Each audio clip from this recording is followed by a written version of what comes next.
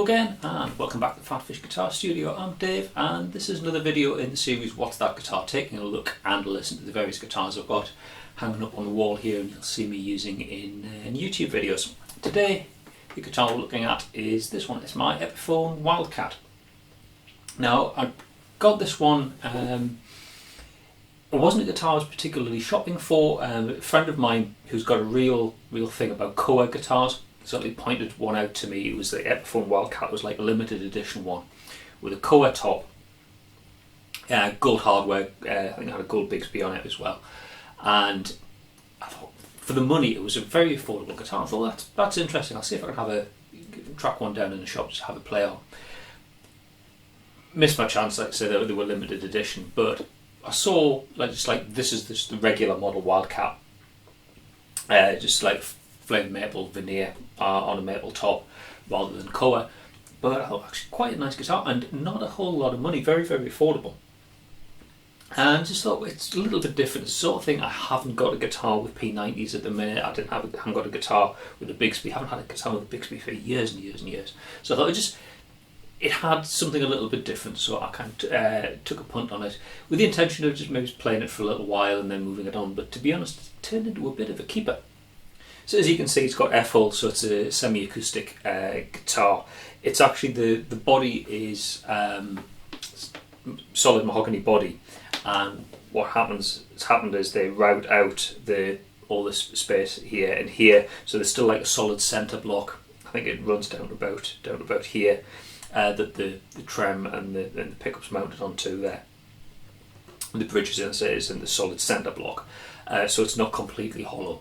So consequently, it's not a particularly light guitar. It's heavier than you think it's going to be, particularly with having all that metal for the Bigsby trem. And then there's a maple top. I strongly suspect, just because of the price point, this is a flame maple veneer rather than it being a solid flame maple cap. Just like I say, for the price, you're not going to get a solid lump of flame maple, because it is quite a pretty piece of wood. The general fit and finish on it's nicely done. You know, you've got bound body, bound fingerboard, bound F-holes. That all takes time in the factory, so it's going to add to the cost, but you can, to be honest, tell places where they've cut corners. The hardware is pretty good quality. They're genuine Grover tuners on the headstock. It's a licensed Bigsby that works quite well. Nice Alnico pickups, the P90 pickup. But where they've had to cut corners perhaps is on the labour. Some of the finishing on it wasn't particularly awesome. The nut was cut a little bit too high, and I had to get the nut slots cut a little bit deeper, because it was very difficult to keep good intonation, because you tune the open string, but because the nut was so high, fretting any note, it was actually like bending it slightly, so all the notes were going sharp. So that was a fix. And some of the fret work, to be honest, was a little bit shonky, but that was easily done by a luthier. So for a very affordable guitar and a little bit more money for like fixing some of the stuff that wasn't, where corners had been cut in the factory, and I upgraded the bridge to a roll of saddles, just to help with tuning stability. It still came out at a very affordable piece of gear, and I really enjoy it. Now the pickups, as I say, are P90s, and I've heard a few people being a little bit dismissive of them, saying they don't sound like P90s should. They criticise some of the wiring that's in the guitar, say it kind of robs a lot of the top end. I'll let you judge for yourself. So this is just on the clean channel of the amp. So this is the bridge pickup. In terms of controls, we've got a master tone, volume for each pickup, and then a master volume, so everything's on full at the minute. Okay, so this is just the bridge pickup on its own.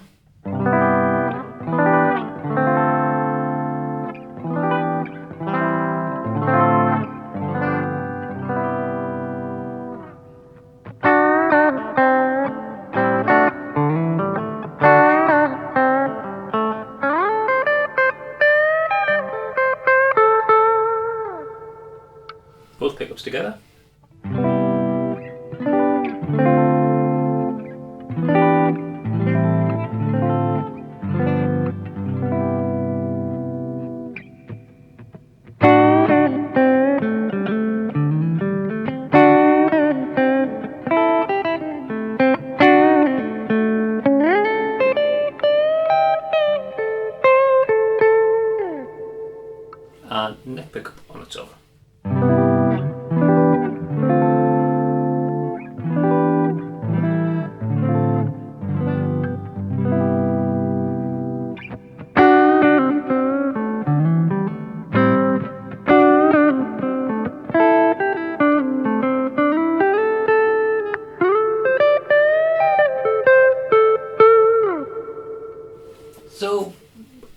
Whether you think they sound like genuine P90s or not, I guess it's subjective, but for what they sound like, I like the sound of them. I think they work really well. So that was the guitar just on the clean channel. Let's add a little bit of overdrive.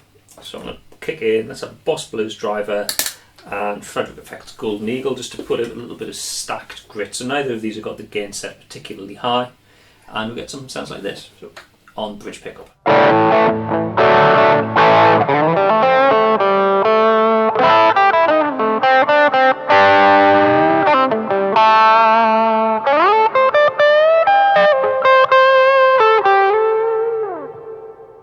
Both pickups together.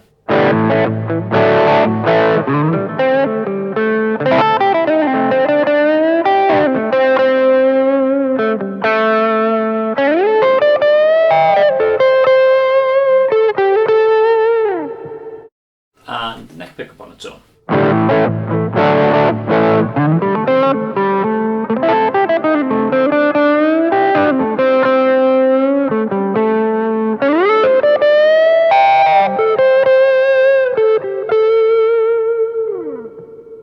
So, not a bad sound. Like I say, you might think they sound a little bit darker compared to what P90s normally sound like, but it's not a bad sound. It's probably worth mentioning the tremolo system here. So it's a licensed Bigsby system. Bigsby system is quite an old-fashioned design. It's unlike what you'd find on like a Strat or something like that. It's much more of a subtle vibrato than like extreme whammy type of effects. But it's very effective at what it does. So let's just go back to clean sound. And